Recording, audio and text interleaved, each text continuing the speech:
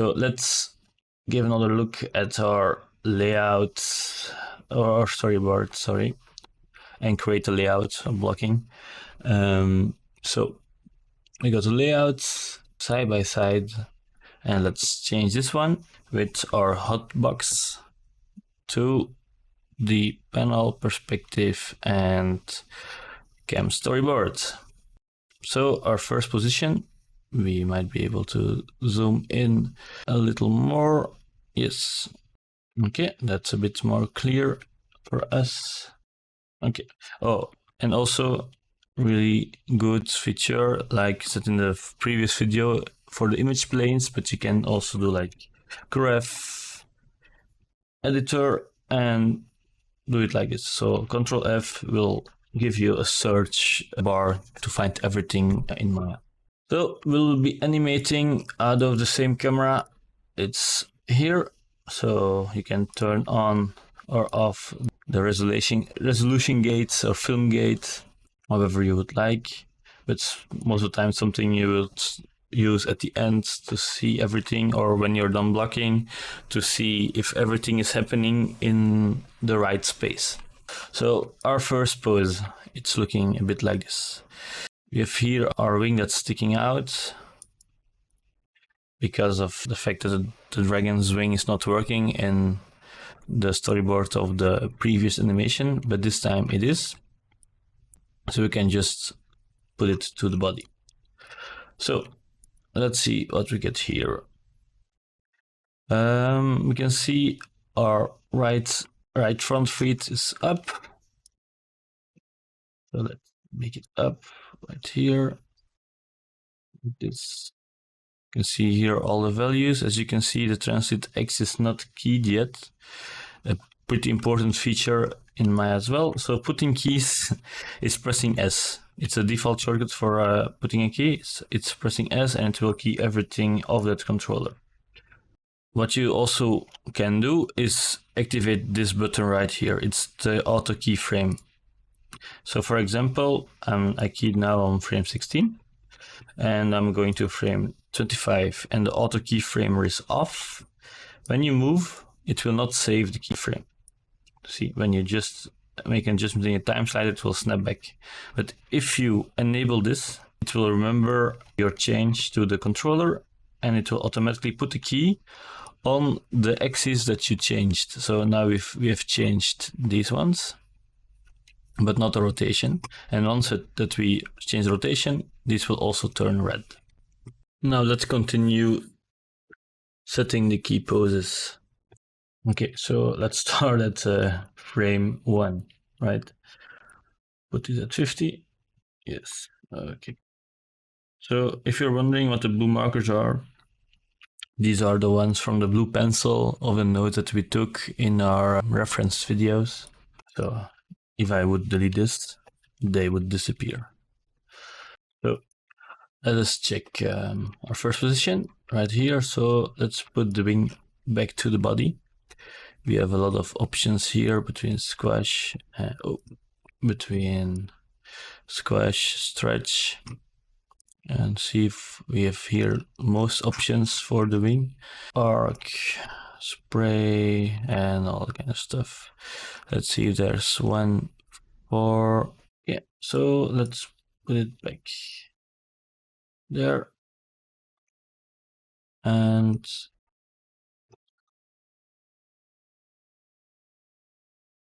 put it back. Okay. Now we can put it to the body. Like so. Here we have like the elbow of a dragon. That we might have to adjust a little bit so it does not come through. Yes. Yeah, so it's a lot of fiddling around when you're doing this with wings, but overall doing some blocking animation is mostly testing some stuff and trying to figure out what the best ways to put your keys. So yeah, Okay, since the camera is somewhere here, so we don't really see it anyway. And now this one, same thing. We can put the spread higher, so it falls back again. Oh, here it's, as you can see, it's in FK. So let's adjust it so we can change it to IK. And now we're in IK. We can turn off these detail controllers for now, since we will more use them later on in the polishing state or in the breakdown / blocking plus. So let's turn them all off for now. Okay. So let's put this one also back to the body. Just a small advice as well. So now the rotation is based on the position of the controller, right? So object.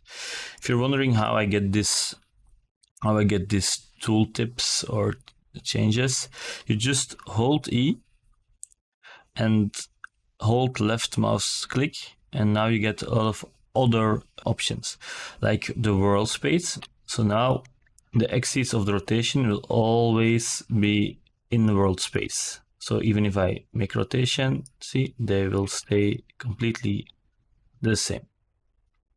You can also do discrete rotate. This means we will always do rotation in a set amount of degrees. So that's example. You are here putting it around 0, just like it snaps to every, I think 10 degrees it is. So you can make more like controlled adjustments. So let's put it back to objects and turn off discrete rotation. Since we are animating a dragon, we want everything to feel a bit more organic. And if you're doing, for example, a robot, then you can use discrete rotation a lot more. Okay, so the elbow goes there, and then we are covering the elbow with the dragon wing. You can go a little bit. Oh, it's too much spread. Yes. In case of your system not being strong enough and your Maya is being slow, you can always check if your rig has some kind of low poly geometry. So here it's in GeoRes high on the base controller, on the offset controller, and you can put this on proxy. And now you can see we get a split up, like a sliced up dragon, but this will run a lot faster within your Maya. So it's completely personal how you would like to work. If you would like to work in high poly directly, or into proxies, so you can play everything a bit smoother. But obviously the proxy does not look as great as our high poly dragon looks.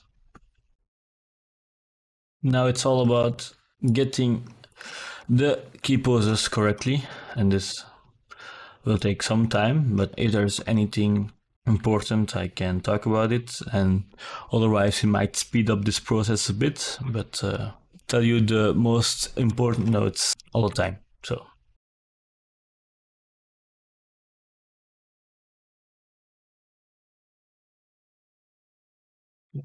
standing still, like the idea is that the animator is animating on it and then just leaving the dragon alone, so it's, if you think like it, the animator was doing some walk cycle stuff. Always come up with a fun story in your head, right? So you can build the body a bit.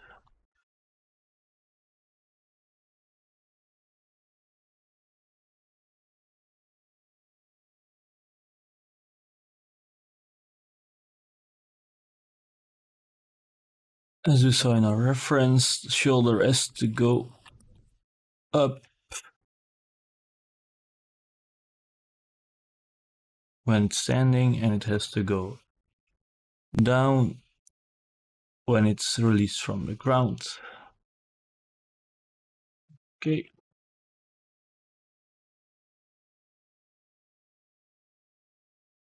Something here, tilt a bit. Yeah, step by step we can recreate this animation pose. And we can use our tail quick selection set to give it a quick bend.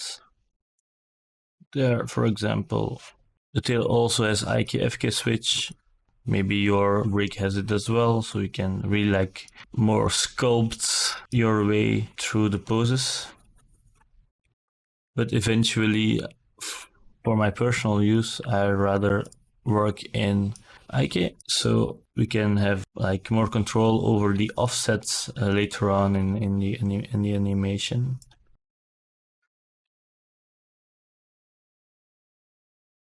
It's already looking like the first pose, right? I put this a bit more away from the head, so it's a bit more clear.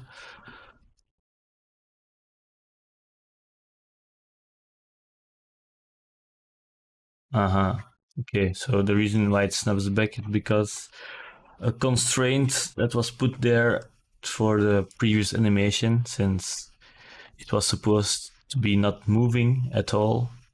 So we solved that, right? Okay, so I think we nearly finished our first pose. It's just thinking about like silhouette stuff. So to check silhouette, it's a cool trick.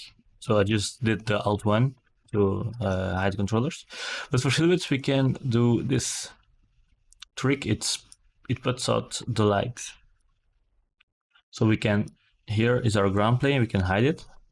And now we can check our silhouette. So it's important to have a clear silhouette in animation. So we distinctively see the legs, the wing coming out of the back, and the tail and the head, the ear, horn. So I think silhouettes coming from the camera is pretty okay. Might have to push the wing a little bit more, like this. Yes. Oh, that's cool. Ribbons of silhouettes. Right. Yeah. Cool. And then you can just press the lights back on. It looks a bit weird here, so let's pull it back a bit more down again. And we can see the back pins coming. Yeah. Okay, it's looking good. And now we can continue looking at the plane again. Here you might see an animation layer, which also controls the visibility of the ground. So actually this should be called ground. Save. So what it does is actually it allows to give animators quick control of the visibility, but also possible to select it. So now it's on R, so that stands for reference. But if you push it out, you always select your ground, which is probably quite annoying when you're animating and you're trying to press this controller, but like you're a few millimeters off and you press the ground, so it's getting hard to select certain controllers. Then you can make a ground plane. So I will quickly show you how that's done. So I will just delete this one. And we have your plane here. You can click on your plane that you created and then press this button. This will create a layer of the things that you have selected. Click here and you have a layer appearing, and this will toggle your ground on and off. So let's double click, change the ground, and you can even give it a color, like for example blue. Save, and now you have blue color ground, and you put it on T, then it's like X-ray, you look through it, and when you put it on R, it's unselectable, and you can just animate in peace without selecting the ground all the time. So we have our first key pose. So let's key everything by just selecting all S, and then try to find the time where it should walk to this position. Obviously, getting it on the correct frame from the first time is probably impossible, or you're really lucky. but now we're just focusing on putting the poses, or creating the poses, rather say, and then putting them, when we're finished, putting them in a more correct position in time.